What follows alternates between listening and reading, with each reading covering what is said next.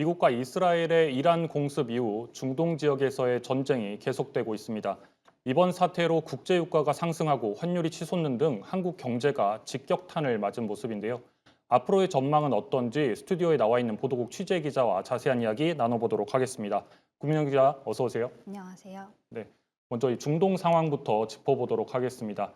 미국과 이란의 충돌이 엿새째 이어지고 있는 상황입니다. 현재 전쟁 상황 어떤지부터 전해주시죠. 네, 미국, 이스라엘과 이란이 중동 전역에서 교전을 이어가고 있습니다. 현지 시간 5일 기준으로 엿새째 이어진 교전에도 미국 도널드 트럼프 대통령은 전쟁에 대한 강력한 의지를 굽히지 않고 있습니다.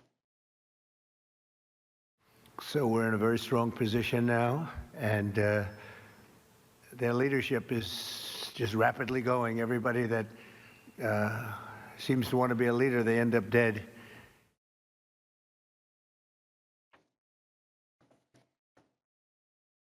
네, 미사일과 드론 공습 위주로 진행돼 온 전쟁이 지상으로 확전될 조짐도 나타나고 있는데요. 중동의 국가 없이 여러 지역에 흩어져 있는 쿠르드족이 미국과 손잡고 이란을 겨냥한 지상 공격 작전에 들어갔다는 보도가 나온 겁니다. 미국 폭스뉴스는 쿠르드족 전투원 수천 명이 이라크에서 이란으로 건너가 지상 공격 작전을 개시했다고 미국 정부 관계자를 인용해 보도했습니다.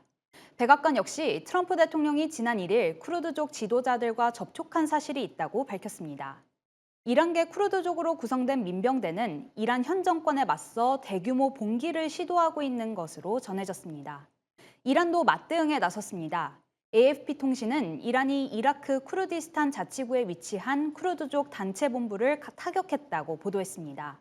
이 가운데 일각에선 조기 종전에 대한 가능성도 제기되고 있습니다. 현지 시간 4일 뉴욕타임스는 이란 정보당국이 제3국을 통해 CIA와 물밑 접촉을 시도했고 분쟁 종식 조건을 논의하겠다는 제안을 했다고 보도했습니다. 다만 백악관과 이란 당국은 이에 대한 공식 논평을 거부했고 CIA도 언급을 피했습니다. 이란 역시 협상설을 강하게 부인하고 있습니다.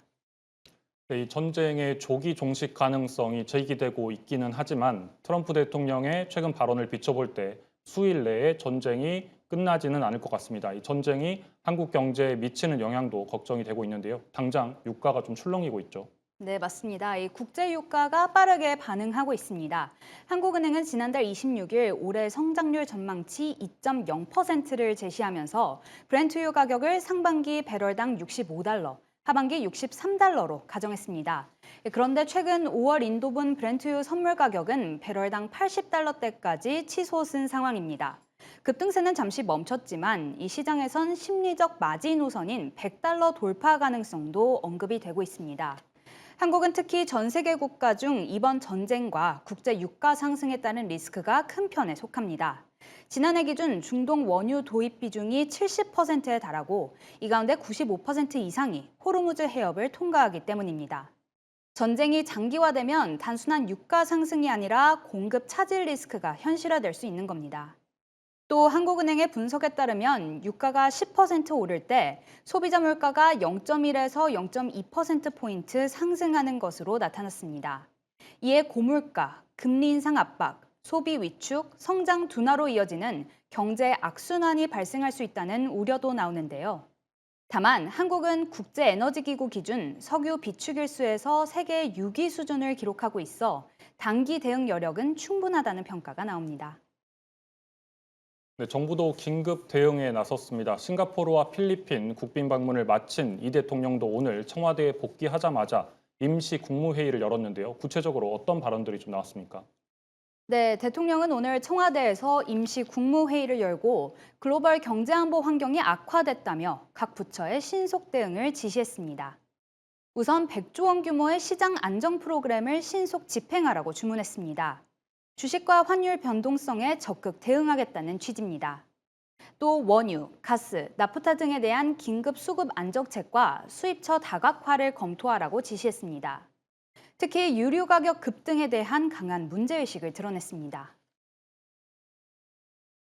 사실 유류 공급에 관해서는 아직까지 객관적으로는 심각한 차질이 벌어지는 것도 아닌데 갑자기 무슨 주유소 휘발유 가격, 유류 가격이 폭 폭등을 했다고 합니다. 아침, 점심, 저녁에 가격이 다르다고 하고 심지어는 한 리터당 200원 가까이 올리는 곳도 있다고 합니다. 이 점에 대해서 제재 방안이 구체적으로 어떤 게 있는지 한번 논의해 보기 바랍니다. 이어 이 대통령은 어려운 시장 상황을 악용한 매점 매석이나 불합리한 폭리에는 단호히 대응하겠다고 밝혔습니다. 또 유가 담합이나 불공정 행위, 가짜뉴스 유포 등에 대해서도 무관용 원칙으로 대응하라고 강조했습니다. 이 국가적인 위기를 이용해 다른 사람의 고통은 아랑곳하지 않고 이익을 취하려는 사람과 기업에 대해서는 엄단하겠다는 겁니다. 중동 현지 교민 안전과 관련해서는 군용기, 전세기, 육로교통 등 가능한 모든 수단을 총동원해 비상철수 계획을 준비하라고 지시했습니다. 전쟁에 따른 시장 변동성을 최소한으로 줄이기 위해 정부도 보신 것처럼 대응에 나선 모습입니다. 사실 이번 주 증시가 폭락하고 환율이 치솟는 등 우리 금융시장은 줄곧 불안정한 모습을 보여왔는데요. 다행히 오늘은 어느 정도 좀 진정된 상황입니다. 네, 맞습니다. 일단 오늘은 어제까지 이어졌던 패닉 장세가 다소 진정되는 흐름을 보였습니다. 지난 이틀 동안 20% 가까이 폭락하며 사상 초유의 폭락장을 연출했던 우리 증시는 오늘 낙폭을 상당 부분 만회했는데요. 미국 정부의 유가 안정 조치로 원유 시장이 진정 기미를 보이자 간밤 뉴욕 증시가 반등했고 이에 국내 증시도 상승 압력을 받은 것으로 보입니다. 코스피는 오늘 9.63% 오른 5,583.90에 마감했고 코스닥 역시 14.10% 오른 1,116.41에 마감했습니다. 어제는 양시장에서 매도 사이드카가 발동됐지만 오늘은 장중 매수 사이드카가 발동되기도 했습니다. 국내 증시 대장주 삼성전자와 SK하이닉스 역시 급 반등하는 모습을 보였습니다. 어제 각각 11%, 9% 폭락했던 삼성전자와 SK하이닉스는 오늘 모두 10% 이상 반등하며 19만 원 선, 94만 원 선을 회복했습니다. 환율도 마찬가지 흐름을 보였습니다. 지난 4일 새벽 1,500원 선을 돌파하며 금융위기 이후 17년 만에 최고치를 기록했던 환율은 현재 1,460원대로 내려왔습니다. 결국 핵심은 전쟁의 장기화 여부입니다. 일단 오늘은 전쟁이 장기화될 가능성도 배제할 수 없는 상황에서 우리 증시 앞으로 좀 어떻게 흘러가게 될까요? 네, 대신증권은 이 전쟁 장기화에 따른 시나리오별 전망을 제시했습니다. 먼저 전쟁이 일주일 전으로 종결되면 코스피와 글로벌 증시는 5% 내외 조정 이후 상승 추세를 이어갈 것으로 봤습니다. 한 달 이상 지속될 경우에는 10% 내외 조정 가능성을 언급했습니다.